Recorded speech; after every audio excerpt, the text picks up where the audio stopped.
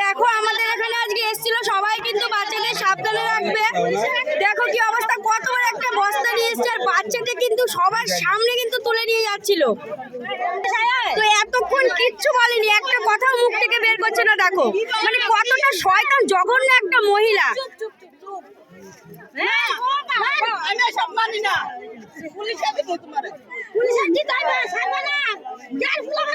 ওদের গ্যাং আছে, ওদের গ্যাং আছে, ওদের আশপাশে অনেক লোক আছে।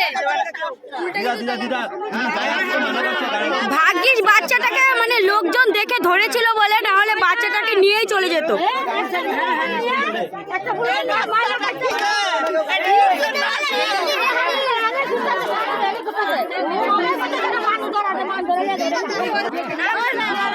কত লোক জমা হয়ে গেছে দেখো।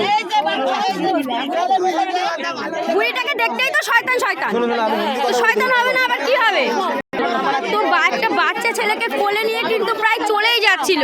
তারপর ওই বাড়ির লোক দেখে আবার ওনার মানে বাচ্চাটাকে নিতে যাচ্ছিল বলে কিন্তু ইট ছুঁড়েছিল। মানে দেখো তাহলে কতটা ভয়ঙ্কর, ইট ছুঁড়েছিল মারার জন্য।